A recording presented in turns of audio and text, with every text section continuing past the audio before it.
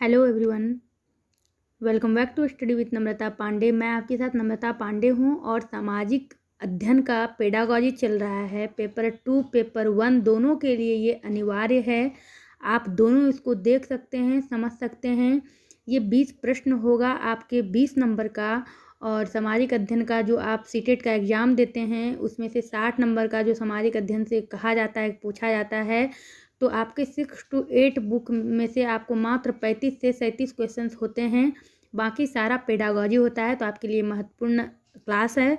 Class 1 and class 2 pedagogy के लिए हमने अपलोड कर दिया है, आप चाहें तो देख सकते हैं। मैंने प्लेलिस्ट भी बना दिया है, उस पर क्लिक करके सामाजिक अध्ययन के लिए आपको एसएसटी का भी महत्वपूर्ण क्लास मिल जाएगा, आप उसको भी देख सकते हैं और खुद से करिए। ये सभी प्रश्न एग्ज़ाम में पूछे गए हैं और सीटेट एक ऐसा एग्ज़ाम है जिसमें कि क्वेश्चंस का जितना रिपीट किया जाता है इतना किसी भी एग्ज़ाम में नहीं किया जाता है। तो चलिए आगे बढ़ते हैं। आज का पहला प्रश्न है, शिक्षा बिना बोझ के यह अनुशासित करता है कि सामाजिक विज्ञानों में अधिगम को क्या करता है। यानी कि 1993 में जो शिक्षा, जिस तरह की आप अभी एनसीएफ 2005 पढ़ रहे हैं, तो इस तरह अलग अलग ईयर में शिक्षा के बारे में जो वर्णन किया गया है, जो एक धारणा दी गई है, कॉन्सेप्ट दी गई है। तो 4 इसमें ऑप्शन है कि बिना बोझ के यह अनुशासित करता है सामाजिक विज्ञान में अधिगम को। तो इसमें आपको देखना है कि महत्वपूर्ण सूचनाओं के संधारण करने में सहायता करती है, सामाजिक राजनीतिक वास्तविकताओं का विश्लेषण करने हेतु संकल्पनाओं यानी कॉन्सेप्ट और योग्यताओं का विकास करना चाहिए या योग्यताओं में विकास करना चाहिए।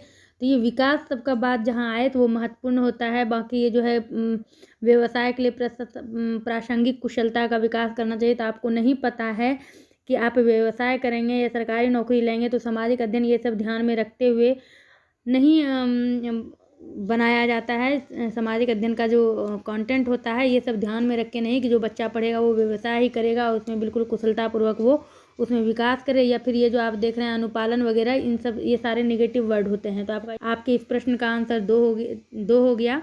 अगला प्रश्न देखेंगे, पुस्तक सामाजिक व राजनीतिक जीवन भाग 2 अन्य पद्धतियों के साथ साथ निम्नलिखित में से कौन सी मूल्यांकन पद्धति का समर्थन करती है। यानी कि सामाजिक व राजनीतिक जीवन भाग 2 अन्य पद्धतियों के साथ साथ निम्नलिखित में से कौन सी पद्धति का समर्थन करती है। यानी खुली पुस्तकों के द्वारा अभ्यास हल करवाना, निजी साक्षात्कार यानी प्राइवेट जो साक्षात्कार होता है, इंटरव्यू होता है, सूचना प्रौद्योगिकी द्वारा मूल्यांकन यानी कि कंप्यूटर द्वारा बच्चे का मूल्यांकन, या फिर लिखित परीक्षा, किसका समर्थन करती है। तो चारों में से देखिए, चारों गलत नहीं है, लेकिन चारों में से महत्वपूर्ण और अधिक यूजफुल, अधिक उपयोगी कौन है आपको ये देखना है। तो सामाजिक और राजनीतिक जीवन भाग 2 अन्य पद्धतियों के साथ साथ खुली पुस्तकों के द्वारा अभ्यास हल करवाना, यानी जो टॉपिक टीचर पढ़ा रहे हैं बच्चे अपने सामने में उस बुक को खोल कर रखे, और इससे क्या होता है कि बच्चा बिल्कुल, आप समझिए कि आप पढ़ रहे हैं और आपको जो अध्याय पढ़ाया जाना है कल, पढ़ाने का ये सब ट्रिक होता है, क्योंकि चाइल्ड सेंटर्ड अब एजुकेशन हो गया है, बाल केंद्रित। तो आप कल क्या पढ़ाइएगा, आप बच्चे को बोल देते हैं कि आपको कल ये टॉपिक पढ़ाया जाएगा। एक तो बच्चा वो घर से पढ़ के आया, अगर किसी बच्चे का उसमें इंटरेस्ट नहीं है, वो घर से पढ़कर नहीं आया, आप उस टॉपिक को करवा रहे हैं और बच्चे को आपने कहा है कि किताब खोलकर अपने सामने में रखिए, मैं इससे प्रश्न करूँगा और आप लोगों को जवाब देना है कौन सबसे पहले देता है। इस तरह की भी अगर कोई बात कर लीजिएगा, सभी बच्चा इंटरेस्ट देकर अपने बुक को खोल कर रखेगा और आपके द्वारा पूछे गए प्रश्नों का उत्तर देगा। तो ये खुली पुस्तकों द्वारा अभ्यास हल करवाना, ये मूल्यांकन पद्धति का समर्थन करती है। इससे आप बच्चे का मूल्यांकन भी कर सकते हैं कि कौन कितना एक्टिव है, कौन बातों को कितनी तेज़ी से कैच कर रहा है। आगे बढ़ेंगे। अगला प्रश्न है, गरीबी को पढ़ाते समय कौन सी व्यूह रचना सबसे ज़्यादा उचित होगी। जब आप गरीबी टॉपिक पढ़ाते हैं तो नोट्स तैयार करना और अच्छी व्याख्यान देना। नोट्स तैयार करना भी निगेटिव ही माना जाता है। माइंड में जितना आप उस चीज़ों को बैठा सकते हैं वो अच्छा है। अच्छी व्याख्यान डायलॉग ये सही है, लेकिन नोट्स तैयार करना यहाँ है थोड़ा सा, इसको यहाँ पर नहीं उतना परफेक्ट बैठ रहा है। दूसरा है विद्यार्थियों को हैंड आउट्स देना और व्याख्यान करना, तो ये भी आपका सही नहीं है। हैंड आउट्स देना और व्याख्यान करना, वाद विवाद और चर्चाओं में विद्यार्थियों को शामिल करना सबसे महत्वपूर्ण। ये जो अर्थ की व्याख्या करना या फिर पाठ्य पुस्तक से पढ़ने के लिए कहना, तो पाठ्य पुस्तक वगैरह से अगर आप बच्चे को पढ़ने कहते हैं तो वो एक होता है बंधा हुआ कार्य बच्चों के लिए हो गया, ये मुक्त कार्य नहीं हुआ कि अब वो पाठ्य पुस्तक के अंदर ही वो पढ़ते रहेगा, कठिन शब्दों को ढूंढेगा, उसका व्याख्यान करेगा। तो बंधा हुआ भी एजुकेशन नहीं देखना है। देखना कौन है आपको? तो देखना है वाद विवाद और चर्चाओं में विद्यार्थियों को शामिल करना। अति महत्वपूर्ण 3 नंबर प्रश्न है। आगे बढ़ेंगे। राष्ट्रीय पाठ्यचर्या की रूपरेखा 2005, राष्ट्रीय पाठ्यचर्या की रूपरेखा 2005, और मैंने ये टॉपिक बाल विकास में ही शामिल किया था। टोटल 23 टॉपिक, जिसमें मैंने 7 बिल्कुल डिटेल में करवाया है। आप लोग इंटरेस्ट नहीं ले रहे थे तो मैंने छोड़ दिया, लेकिन इसको आप लोग ज़रूर पढ़ लीजिएगा। ये सुझाव देती है कि नागरिक शास्त्र की जगह राजनीति विज्ञान शब्दावली का प्रयोग किया जाए। क्योंकि देखिए, इसको अब बस इसको समझ लीजिए, इसमें आपको ढूंढना नहीं है, इसको समझ लीजिए कि राष्ट्रीय पाठ्यचर्या की जो रूपरेखा 2005 में तैयार हुई है, वो उसका ये कहना है कि नागरिक शास्त्र ना बोलकर राजनीति विज्ञान शब्द का प्रयोग करिए, क्योंकि राजनीति विज्ञान एक अध्ययन क्षेत्र के रूप में वैश्विक रूप से स्वीकृत है। अध्ययन क्षेत्र के रूप में इसको वैश्विक रूप से पूरे विश्व में इस शब्द को स्वीकृत किया गया है। तो इसका प्रश्न जो है, इसका आंसर यही आपको मान लेना है। 3 नंबर माइंड में एकदम सेट कर लीजिएगा। वैश्विक रूप से चूंकि ये राजनीति विज्ञान स्वीकृत है, इसीलिए राष्ट्रीय पाठ्यचर्या की रूपरेखा 2005 ये सुझाव देती है। अगला प्रश्न है, समूह शिक्षण क्या है? समूह शिक्षण, इसमें 2 तरह की बातें आपके दिमाग में आएगी। बच्चों को समूह में पढ़ाना या फिर शिक्षक समूह बनाकर पढ़ाएंगे। अब यहाँ पर आपको बातों को तोड़ना है। क्लास में जब आप बच्चों को पढ़ा रहे हैं 10 से 20 से, आजकल तो देख रहे हैं ज़्यादा बच्चा एक क्लास में नहीं रहेगा, सेक्शन में बटा रहता है, तो वो तो बच्चे का समूह ही कहलाएगा। तो इतनी ईजी सी बात या इतना आसान सवाल आपसे नहीं पूछा जाएगा। इसमें आपको ढूंढना है कि क्या परफेक्ट आंसर है। तो ये जो है आपका संसाधन, रुचि व विशेषता का इष्टतम उपयोग करने हेतु शिक्षकों के समूहों द्वारा शिक्षण है। सबसे पहले ये जो है, स्कूल में शिक्षकों के समूहों के बीच स्वस्थ प्रतिस्पर्धा को प्रोत्साहित करता है? नहीं।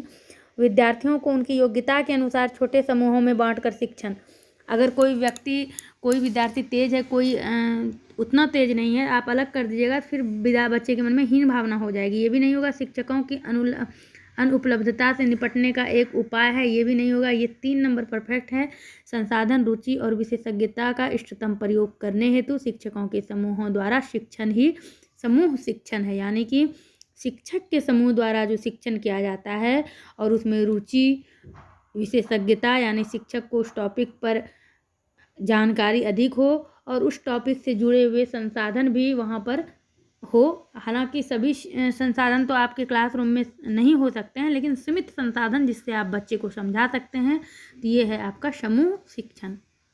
अगला प्रश्न है आपका, सामाजिक विज्ञान में आकलन का मुख्य उद्देश्य क्या होना चाहिए? देखिए, कल के क्लास में मैंने आकलन, मूल्यांकन, रचनात्मक मूल्यांकन, अनुदेशात्मक, लैस, ये सब शब्द क्या है, नियामक, ये सब शब्द को मैंने बिल्कुल विस्तृत ढंग से बताया है। तो पिछली क्लास को ज़रूर देखिएगा। और अगर आप लगातार देख रहे हैं, वैसे कैंडिडेट ये तीसरा क्लास है सामाजिक अध्ययन के पेडागॉजी का, और वैसे कैंडिडेट जो उस दोनों क्लास को भी अटेंड किए हैं और इस क्लास को भी देख रहे हैं, तो ज़रूर कमेंट्स कर बताइएगा। ये सामाजिक विज्ञान में आकलन का मुख्य उद्देश्य क्या होना चाहिए?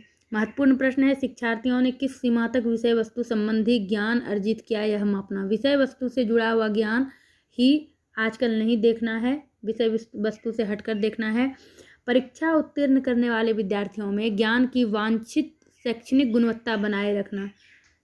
परीक्षा उत्तीर्ण करने वाले विद्यार्थियों में तो नहीं, जो परीक्षा उत्तीर्ण कर लिया सिर्फ उसके ज्ञान की वांछित शैक्षणिक गुणवत्ता देखेंगे, इसी को आकलन कहते हैं, ऐसा नहीं है। शिक्षार्थियों द्वारा मानविकी में सफल जीवन वृत्ति को आगे बढ़ाने में संभावनाओं की भविष्यवाणी करना, ये भी आकलन नहीं है कि आपने शिक्षार्थी के द्वारा जो भी जीवन वृत्ति को आगे बढ़ाने में आप संभावना का भविष्यवाणी कर रहे हैं, ये भी आकलन नहीं है। आकलन ये है कि यह विश्वसनीय जो फीडबैक है उसको उपलब्ध करना कि किस सीमा तक शैक्षिक उद्देश्य की पूर्ति हुई है। ये जो मूल्यांकन या आकलन होता है सिर्फ बच्चों का नहीं होता है, साथ साथ शिक्षक का भी होता है। आपने अपने पढ़ाने के तरीके से बच्चों के अंदर कहाँ तक आपने जानकारी जागृत करवाई, यानी कि भरा नहीं ज्ञान, बल्कि उसको कहाँ तक उसके अंदर रुचि जगाकर आपने उसको आगे बढ़ाया। यहाँ जो आप देख रहे हैं सिर्फ बच्चे का आकलन नहीं होता है, बल्कि शिक्षक का भी होता है। तो आप ये कह सकते हैं कि आपका 3 नंबर होगा। अगला प्रश्न देखेंगे, बाल केंद्रित शिक्षा शास्त्र क्या है? ये बिल्कुल सरल प्रश्न है, ये पूछे तो छोड़ के आना ही नहीं है। बच्चे इच्छानुसार शिक्षण, बच्चों के इच्छानुसार नहीं। अब तब तो एक बच्चा बोलेगा मुझे ये पढ़ना है, दूसरा बोलेगा मुझे ये पढ़ना है। बाल केंद्रित का मतलब ये भी नहीं होता है। देखिएगा दूसरा ऑप्शन, जो बिल्कुल भी पढ़ के नहीं जाएगा वो यही सब टिक करके आएगा। शिक्षक बच्चों के गोल घेरे में बीच में खड़ा होकर संकल्पनाओं को स्पष्ट करता है, क्योंकि कईयों के दिमाग में केंद्र मतलब सेंटर दिमाग में बैठा रहता है। तीसरा देखिएगा, बच्चों के अनुभवों, उनके विचारों और उनकी सक्रिय सहभागिता को प्राथमिकता देना, यही है आपका बाल केंद्रित शिक्षा। 4 देखेंगे, व्यक्तिगत ध्यान को सुनिश्चित करने के लिए छोटे शिशु देखभाल केंद्रों पर पढ़ाना, ये सब बिल्कुल नकारात्मक आंसर है। सामाजिक और राजनीतिक जीवन पाठ्य पुस्तकें बच्चे के संसार के प्रति शिक्षा को संदर्भित करने के लिए निम्नलिखित में से किस पद्धति का उपयोग करती हैं? यानी सामाजिक और राजनीतिक जीवन पाठ्य पुस्तकें बच्चे या फिर बच्चों को संसार के प्रति शिक्षा को संदर्भित करने के लिए किस पद्धति का उपयोग करती है? सामाजिक राजनीतिक जीवन जो आपका किताब है 6 to 8 जो आप पढ़ाते हैं बच्चों को, वो किस पद्धति का उपयोग करती है? वे चतुराई से भारतीय व्यक्तियों के सामाजिक और राजनीतिक जीवन को सम्मिश्रित करती है। सिर्फ भारत की ही उसमें चर्चा नहीं, हालांकि है भारत के ही अन्य क्षेत्र की कहानी को उसमें जोड़ा गया है सामाजिक और राजनीतिक जीवन में, लेकिन ये जो है वे चतुराई से भारतीय व्यक्तियों के सामाजिक और राजनीतिक जीवन को सम्मिश्रित करती है, गलत है। वे ध्यान भंग होने से बचने के लिए कम तस्वीरों को सम्मिलित करती है, बिल्कुल गलत। अधिक तस्वीर रहेगा तो बच्चे का ध्यान भटक जाएगा, ऐसा नहीं है। आप कितना बच्चों के अंदर इंटरेस्ट जगा पा रहे हैं, और ये चीज़ ध्यान रखिएगा, अगर घर में भी आप अपने बच्चे को पढ़ा रहे हैं तो किसी भी चीज़ के प्रति पहले उसको जागरूक करिए, उसकी अभी रुचि पैदा करिए, तो आप बिल्कुल कम समय में देखेंगे कि उसका जब आप मूल्यांकन करेंगे तो आपको लगेगा वो बहुत कुछ जान चुका है। और ये देखेंगे वे इस संदर्भ के लिए अनेक सर्वेक्षण के निष्कर्षों का उदाहरण देती है, ये भी गलत है। सर्वेक्षण के लिए अनेक निष्कर्ष का उदाहरण, ये भी गलत है। वे ग्रामीण और शहरी उदाहरणों के सम्मिश्रण के अनेक केस अध्ययनों एवं वर्णनों का प्रयोग करती है, यानी कि सामाजिक एवं राजनीतिक जीवन पर पाठ्य पुस्तक में जो शहरी और ग्रामीण क्षेत्र के उदाहरण दिए हुए रहते हैं उसमें से उस केस अध्ययन को शामिल किया जाता है, और बच्चे अपने स्वयं के अनुभवों के आधार पर उदाहरण के माध्यम से विषयों को बेहतर ढंग से समझ सकते हैं। आप देखते होंगे NCERT के बुक में जब ऊपर में देखते होंगे किसी भी टॉपिक पर चर्चा होती है, सबसे पहले किसी बच्चे का नाम दिया हुआ है, वो कहीं पर गई, तो जैसे कि आप जल के बारे में ज्योग्राफी में पढ़िएगा तो सपना देखती है एक लड़की की सब कुछ जो है ख़त्म हो गया है पृथ्वी से। तो इस तरह का जो है, जैसे भूगोल में भी दिया हुआ है, कहीं जाती है एक बच्ची घूमने के लिए तो वो जब ऊंचे ढलान पर जाती है तो अलग तरह के पेड़ पौधों को देखती है। तो यही है, पहले बच्चों के बारे में कहानी सुनाइएगा तो उसकी इच्छा जगेगी, फिर उस पर वो ध्यान देने लगेगा। तो महत्वपूर्ण आपका आंसर है इसमें 2। एक शिक्षक प्रशिक्षणार्थी इस प्रकार एक अनुदेशात्मक उद्देश्य लिखती है। जो शिक्षक प्रशिक्षण ले रहे हैं वो एक अनुदेशात्मक उद्देश्य लिखती है, विद्यार्थी लोकतंत्र का अर्थ समझने योग्य हो पाएंगे। ये क्या है? उन्होंने ऐसा लिखा तो ये क्या है? यह उद्देश्य किस क्षेत्र में आता है? संश्लेषण, विश्लेषण, कौशल नहीं, ये एक प्रकार का बोधन है। ये उद्देश्य जो है बोध या समझ के क्षेत्र से संबंधित है, क्योंकि वो अपनी समझ को लिख रहे हैं, विद्यार्थी लोकतंत्र का अर्थ समझने योग्य हो पाएंगे। तो बोध के बाद जो है बच्चे लोकतंत्र की जानकारियों का वर्णन कर सकेंगे। जब बच्चों को बोध हो जाएगा यानी कि ज्ञान हो जाएगा तो आपका हो जाएगा 2 नंबर। अगला प्रश्न देखेंगे, पाठ्य पुस्तक में वर्णित किसी समुदाय विशेष के लिए संवेदनशील मुद्दे को पढ़ाते समय, ये सब जो है ये बहुत महत्वपूर्ण प्रश्न है और काफ़ी इस तरह के प्रश्न भी आजकल पूछे जा रहे हैं। आप पाठ्य पुस्तक में ही वर्णन किया गया है, ऐसा नहीं है कि आप अपने मन से कुछ बोल रहे हैं, लेकिन उसमें भी एक विशेष समुदाय के लिए संवेदनशील मुद्दा है, उसको पढ़ाते समय आप क्या करिएगा। यहाँ पे देखिए आपका ही परीक्षा हो रहा है। अगर आप शिक्षक को पाठ्य पुस्तक का सम्मान करना चाहिए और तथ्यों को उसी प्रकार व्याख्यात करना चाहिए जैसा कि दिया गया है। सबसे पहले तो कोई भी मुद्दा क्यों ना हो, आपकी पुस्तक में अगर जो दिया हुआ है अगर आप उसी तरह हूबहू रख देते हैं, फिर बच्चे घर में क्यों ना पुस्तक पढ़ ले, आपको उसको तोड़ तोड़ कर समझाना होता है। तो ये तो होगा ही नहीं कि तथ्यों को उसी प्रकार रख देना चाहिए या फिर उसी प्रकार व्याख्यायित करना चाहिए। दूसरा आप देखेंगे, शिक्षक को सक्षम अधिकारियों को लिखना चाहिए कि वे पाठचर्या में ऐसे विवादास्पद प्रकरण को हटा सकें। ये भी संभव नहीं है। शिक्षक कहाँ से क्या क्या हटवाएंगे, ये भी बिल्कुल संभव नहीं है। और ये यहाँ पर 4 नंबर होगा। यहाँ है शिक्षक को विद्यार्थियों से कहना चाहिए कि वे इन पर पुस्तकालय में या घर पर नोट्स बनाए, ये भी गलत। शिक्षक को सभी विद्यार्थियों की गरिमा का सम्मान करते हुए संकल्पना को संवेदनशील और पूर्ण निष्ठा के साथ व्याख्यायित करना चाहिए, महत्वपूर्ण ये है। अगला प्रश्न है आपका, यह देखा गया है कि सांस्कृतिक, सामाजिक और वर्ग विभेद कक्षा में, ऐसी कक्षा जहाँ सांस्कृतिक या यानी कि धर्म अलग हो, समाज अलग हो, वर्ग अलग हो, कैटेगरी अलग हो, उस कक्षा में अपने पक्षपात या पूर्वाग्रह या फिर अभिवृत्तियों को उत्पन्न करते हैं, तो शिक्षण का जो उपागम है वो किस प्रकार का होना चाहिए। देखिए ये सारे प्रश्न बिल्कुल दिल से जुड़े हुए हैं, आपके मन से जुड़े हुए हैं। आप सीटेट का एग्ज़ाम देने जा रहे हैं, आप टीचर बनने जा रहे हैं, तो इन सारे प्रश्नों की जगह पर अपने आप को रखिएगा।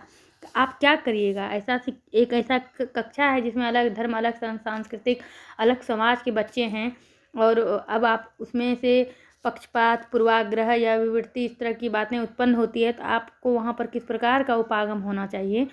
तो यहाँ आपको ध्यान रखना है कि किसी कक्षा में संस्कृति, सामाजिक, धर्म अंतर के कारण छात्रों में अपने अपने जो पूर्वाग्रह या फिर आप ये कह सकते हैं मान्यता में के कारण जो विविधता होती है और हो सकती है, तो इस संबंध में शिक्षक के दौरान जब आप पढ़ा रहे हैं तो उस समय छात्रों की समझ और छात्रों का जो दृष्टिकोण है उस पर चर्चा करके आपसी सहमति से और सभी की भावनाओं और गरिमाओं का सम्मान करके इस विविधता को स्वीकार करते हुए शिक्षण कार्य करना चाहिए। बच्चे को ये समझाएंगे विविधता में एकता है, विविधता और समानता है, हमारा टॉपिक इस तरह से दिया हुआ है, तो मन में किसी प्रकार का कोई भेदभाव नहीं होना चाहिए, तो चर्चा उन्मुखी होना चाहिए।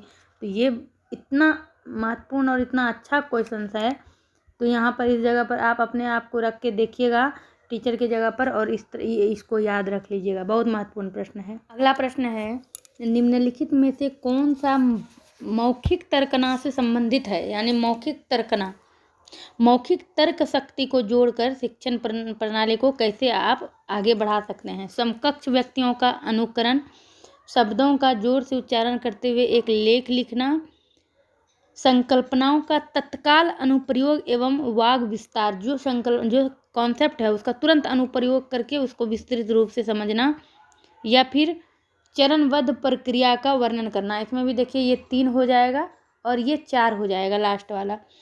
तो ये जो है संकल्पनाओं का तत्काल अनुप्रयोग और विस्तार, तो ये महत्वपूर्ण लग रहा है, 3 नंबर ये होगा आपका 3 नंबर। अगला प्रश्न देखिएगा, सामाजिक विज्ञान कक्षा में अन्योन्य क्रिया, अन्योन्य क्या है वो भी मैंने कल बताया है। परस्पर अन्योन्य क्रिया पर्यावरण को बढ़ावा देने के लिए निम्नलिखित में से कौन सा उपागम सबसे उपयुक्त है। यानी ये 3, 4 इसमें थोड़ा सा ऑप्शन में गलत है, देखिएगा। सामाजिक विज्ञान की कक्षा है, उसमें अन्योन्य क्रिया पर्यावरण को बढ़ावा देने के लिए, यानी एक दूसरे से जुड़कर बच्चे पढ़ रहे हैं, आगे बढ़ रहे हैं, तो इसमें से कौन सा उपागम सबसे उपयुक्त होगा। तो ये देखिएगा, श्रुत लेख एवं अभ्यास। श्रुत लेख यानी लिखना जो होता है वो हिंदी इंग्लिश में लैंग्वेज में ज़्यादा बेहतर होता है, तो ये नहीं होगा। लगातार जांच भी नहीं होगा। व्याख्यान और स्पष्टीकरण से भी ज़्यादा महत्वपूर्ण है वृत्त चित्र डॉक्यूमेंट्रीज दिखाना। ये जो है ये अन्योन्य क्रिया पर्यावरण को बढ़ावा देने के लिए सबसे उपयुक्त उपागम है। व्याख्यान स्पष्टीकरण भी है, ये दोनों तो नहीं है, लेकिन सबसे उपयुक्त आपका ये 4 नंबर है, क्योंकि ये जो है वृत्त चित्र दिखाना, तो इसका मतलब आप समझ रहे हैं कि जैसे छात्र को दृश्य और श्रव्य माध्यमों से, जिसको कि विजुअल एड्स आप कहते हैं, कि छात्र देख भी रहा है, सुन भी रहा है किसी चीज़ को, तो उसके प्रति जो बच्चा अधिक आकर्षित होता है।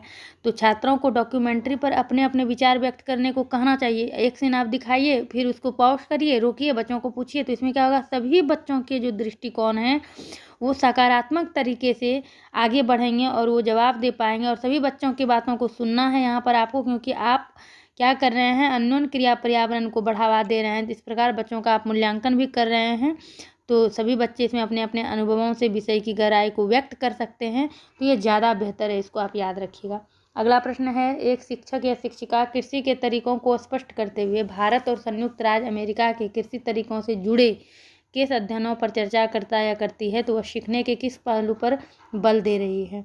यानी कि भारत और संयुक्त राज्य अमेरिका की कृषि को जोड़ जोड़ कर बताया जा रहा है। भारत में इस प्रकार से कृषि होती है, तो संयुक्त राज्य अमेरिका में इस प्रकार से होती है। ये क्या है, संकल्पना को समझने की योग्यता नहीं, निर्वचन और व्याख्यान करने की योग्यता ये भी नहीं होगी, अगर शिक्षिका ने भारत के साथ साथ सीधे संयुक्त राज्य अमेरिका की कृषि को जोड़ी है तो ये सिर्फ व्याख्यान नहीं कर रही है, बेहतर परियोजना की योग्यता ये भी नहीं होगी, मूर्त उदाहरणों के माध्यम से तुलना और अंतर करते हुए सीखने की योग्यता।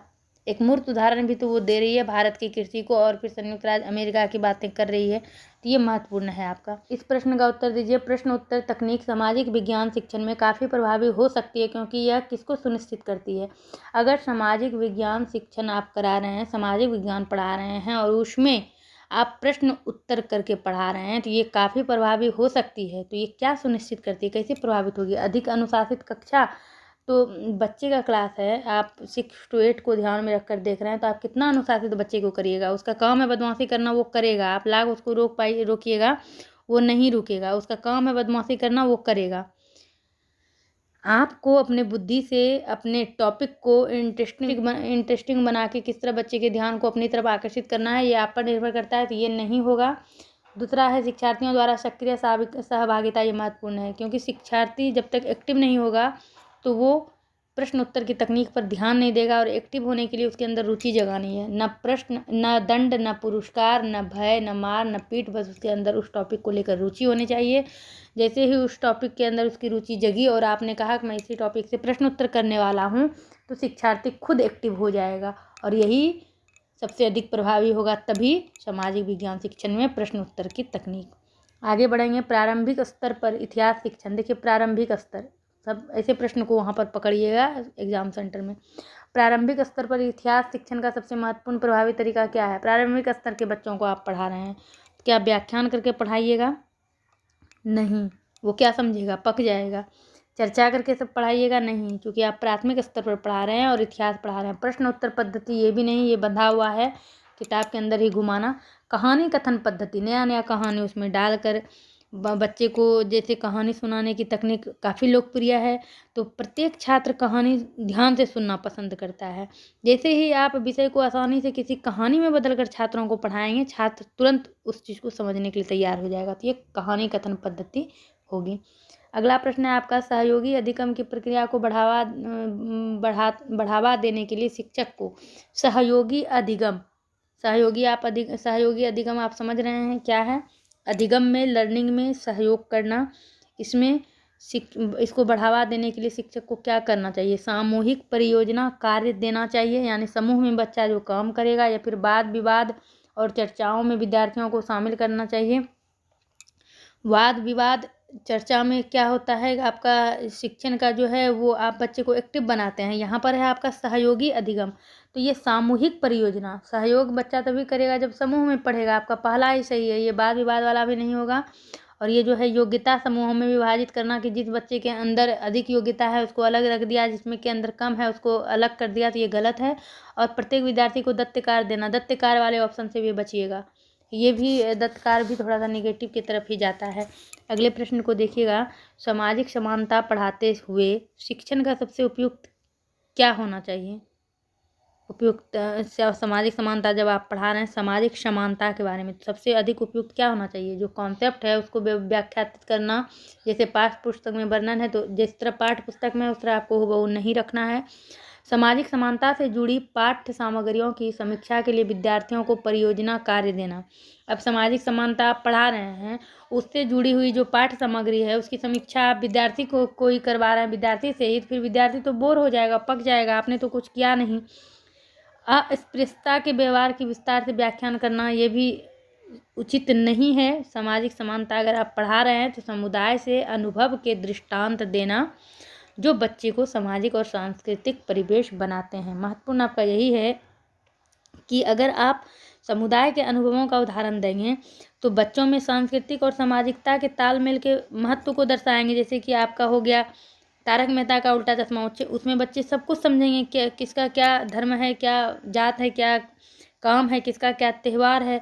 और छात्रों को किसी विषय को किताबों की अपेक्षा अपने आसपास के वातावरण, जैसे घर, मित्रों के उदाहरण, ये सब अगर आप देंगे तो वो अधिक तेज़ी से सीखता है। तो महत्वपूर्ण आपका 3 नंबर होगा। प्रश्न देखेंगे, सामाजिक विज्ञान के शिक्षण में बच्चों के संवेग बहुत आसानी से उजागर होते हैं। जो उसका इमोशन होता है, जो उसका संवेग है, बहुत तेज़ी से उजागर होता है, शब्दों से नहीं बल्कि दृश्यों और आवाज़ों से। इसके लिए शिक्षण का कौन सा तरीका सबसे अधिक प्रभावी है?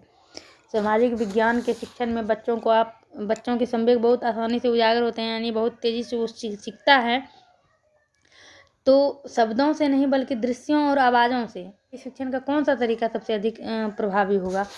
तो यहाँ पर आप देखेंगे परियोजन पद्धति गलत, व्याख्यान पद्धति गलत। इन सब चीज़ों से, व्याख्यान वगैरह, भाषण वगैरह से बच्चा नहीं सीखेगा। उसको दिखाना है, समझाना है, कहानी पे लाना है, क्योंकि कहीं आपको प्रारंभिक स्तर पर पूछ रहा है, कहीं आपको ये भी देखना है कि किस तरह के बच्चों की बात की जा रही है। और चूँकि ये पेडागॉजी है तो इसमें तो 6 से 14 वर्ष के बच्चों को लिया गया है, तो उसके अनुसार ही आप ध्यान देकर आपको देखना है। तो जब बच्चे को आप कुछ चीज़ बता रहे हैं तो दृश्य है, आवाज़ है, इन सब चीज़ों को समझने के लिए सबसे बेहतर आपका है कि बच्चों को सिखाने का एक बेहतर और रुचिकर तरीका उन्हें किसी शैक्षणिक यात्रा या फिर ऐतिहासिक स्थल या किसी महत्वपूर्ण संयंत्र पर ले जाना है। छात्र वहाँ स्थल को प्रत्यक्ष अनुभव करते हैं, तो ये क्षेत्र भ्रमण और सर्वेक्षण महत्वपूर्ण है। और आखिरी प्रश्न है आपका, मौसम और जलवायु की संकल्पना पढ़ाते समय सबसे उपयुक्त गतिविधि कौन सी होगी जिससे विद्यार्थी मौसम के विभिन्न प्रकार के तत्वों को समझ सकेंगे? तो इसमें कुछ भी नहीं आपको देखना है। मौसम और जलवायु से मैंने पिछले क्लास में भी एक क्वेश्चंस कराया है, उसको देखिएगा। मौसम जलवायु से मौसम के तत्वों पर आधारित शिक्षक द्वारा उपलब्ध कराए गए जो वर्कशीट हैं उसको हल करेगा तो बच्चा मौसम की और जलवायु को नहीं समझेगा, क्योंकि वर्कशीट हल करने से वो इसीलिए नहीं समझेगा कि मौसम और जलवायु ऐसी है कि चीज़ है या ऐसी स्थिति है जो बदलते रहती है। तो वर्कशीट बच्चा अगर याद कर लिया, ये ए के बाद बी आता है या फिर 2 + 2 4 होता है परमानेंट, ये बात है, ऐसी तो है नहीं, ये तो चेंज होते रहेगा, तो इससे नहीं होगा। उन्हें मौसम के तत्वों के प्रतीक संकेत का चित्र बनाने के लिए कहना, ये भी नहीं होगा। नोटबुक में मौसम से जुड़े प्रश्नों का उत्तर लिखना, इससे भी नहीं होगा। अगर नोटबुक में मौसम से जुड़ा हुआ कोई प्रश्न पूछा गया है तो वो एक निश्चित प्रश्न है, बंधा हुआ प्रश्न है।